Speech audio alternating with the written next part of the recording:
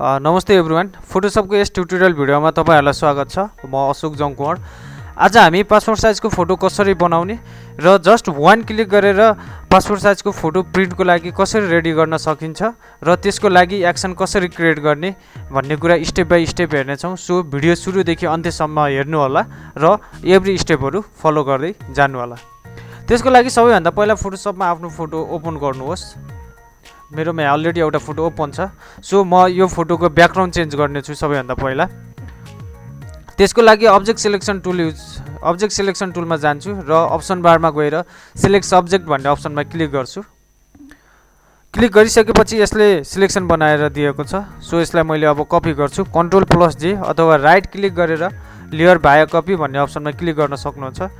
Click गरिसकेपछि यो selection एरियालाई यसले कपी गरेर दिएको छ। सो यसले चाहिँ यसरी हेर्न सक्नुहुन्छ हाम्रो ब्याकग्राउन्ड रिमुभ भएको छ। सो अब म यो ब्याकग्राउन्ड लेयरलाई सिलेक्ट गरेर यसलाई ब्याकग्राउन्डमा कलर फिल गर्छु, सिंगल कलर।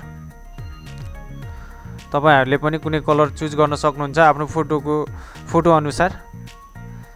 र Ctrl+D मैले ब्याकग्राउन्ड कलर चुज गरेको हुनाले Ctrl+D प्रेस गरेर ब्याकग्राउन्ड फिल गरे। सो अब यो दुवै फोटोलाई सिलेक्ट गरेर मर्ज गर्छु। Ctrl+Shift+E अथवा राइट क्लिक गरेर मर्ज भिजिबल गर्न सक्नुहुन्छ र हाम्रो फोटो मर्ज भएको छ। अब यसलाई पासपोर्ट साइजको फोटोमा कन्भर्ट गर्नुपर्ने हुन्छ। सो अब म यसलाई कन्भर्ट गर्छु। त्यसको लागि म क्रप टुल सिलेक्ट गरे र अप्सन बारमा गएर यो रेशियो भन्ने अप्सनमा जान्छु र यहाँ WH रेजुलेसन सिलेक्ट गर्छु र अघि यहाँ दुईटा स्पेस खाली थियो, अहिले तीनटा स्पेस खाली भएको छ। सो यसमा अब हामीले पासपोर्ट को फोटोको साइज यहाँ चाहिँ हामीले अप्लाई गर्नुपर्ने हुन्छ। सो फर्स्टमा हामीले 3.5 cm बाइ 4.5 cm यो चाहिँ जुन चाहिँ हाम्रो पासपोर्ट साइज फोटोको साइज भएको छ। तपाईहरुलाई जुन मेजरमेन्ट थाहा छ त्यही युज गर्न सक्नुहुन्छ। mm थाहा छ भने mm, इन्च थाहा छ भने इन्च युज गर्न सक्नुहुन्छ। मलाई चाहिँ cm थाहा भएको कारणले गर्दा cm युज गरे। तपाईले कुनै पनि मेजरमेन्ट युज गर्न सक्नुहुन्छ। सो यतापट्टि अब हामीले रेजुलेसन राख्नुपर्ने हुन्छ। म चाहिँ अहिले प्रिन्टिङ डिफल्ट रेजुलेसन 300 नै अप्लाई गरे र हाम्रो पासपोर्ट साइजको फोटो अनुसार हाम्रो यो क्रप बनेको छ। सो अब यो फोटोलाई मैले रिसाइज गर्छु। जुन चाहिँ हाम्रो पासपोर्ट साइज फोटोको रिक्वायरमेन्ट छ त्यही अनुसार नै म यसलाई क्रप गर्छु। र एउटा कुरा, यो फोटो चाहिँ हाम्रो पासपोर्ट साइजको फोटोको रिक्वायरमेन्ट अनुसार छैन। सो तपाईहरुले पासपोर्ट साइजको फोटोको रिक्वायरमेन्ट अनुसार नै फोटो सुट गर्नु होला र युज गर्नु होला, त्यही अनुसार नै मिलाउनु होला। र यति गरिसकेपछि म अप्सन बारमा यो टिक अप्सनमा क्लिक गर्छु अथवा इन्टर की प्रेस गर्न नि सक्नुहुन्छ।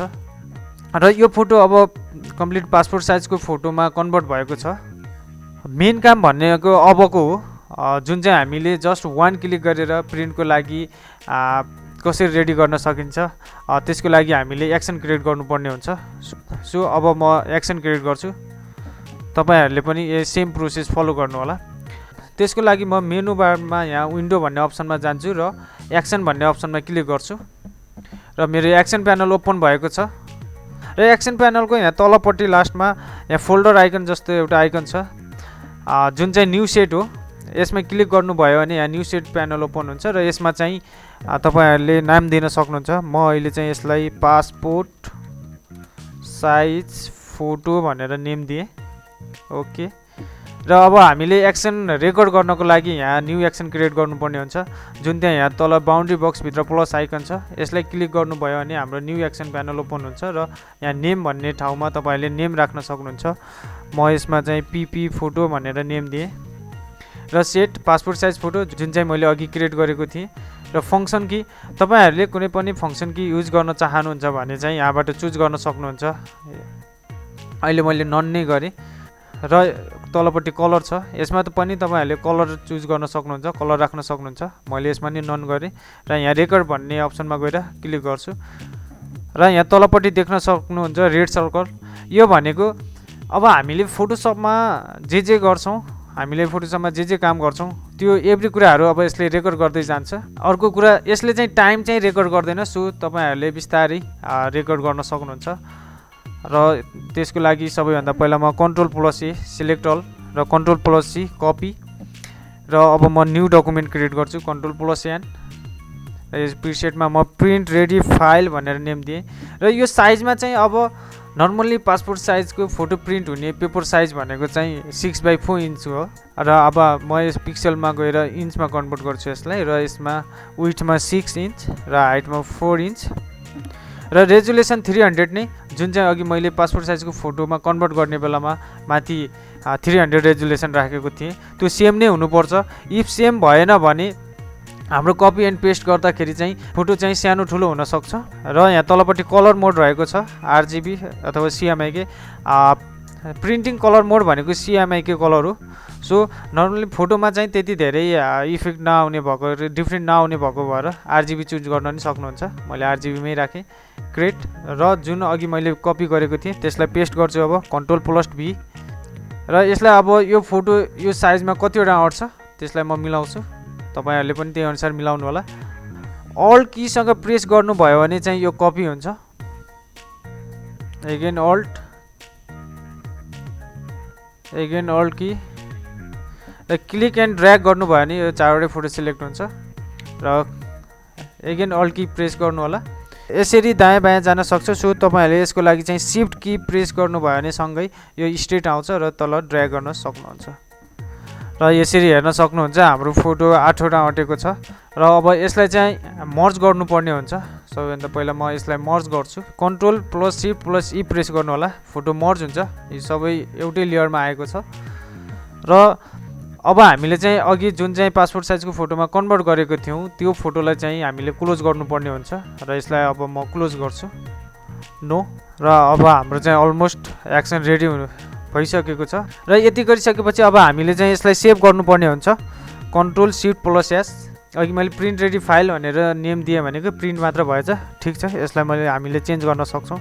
Ctrl+Shift+S प्रिन्ट रेडी फाइल भनेर मैले नेम दिएँ र फाइलमा चाहिँ तपाईले यहाँ क्लिक गर्नुभयो भने फाइल फर्मेटहरु देखाउँछ, यहाँ अन्य फाइल फर्मेटहरु। सो मैले अहिले जेपीजी नै चुज गरेँ। तपाईहरुले जेपीजी चुज गर्न पनि सक्नुहुन्छ अथवा टिप फाइल पनि चुज गर्न सक्नुहुन्छ। टिप फाइल चुज गर्यो भने थोरै फाइल साइज चाहिँ थोरै ठुलो हुन्छ र हाम्रो स्टोरेजलाई चाहिँ अलि धेरै कभर गर्छ। सो मैले जेपीजी फाइल नै चुज गरेँ, तपाईहरुलाई पनि त्यही रिकमेन्ड गर्छु। र यदि गरिसकेपछि सेभ र अलमोस्ट हाम्रो रियाक्सन रेडी भएको छ र यसलाई अब हामीले स्टप गर्नुपर्ने हुन्छ।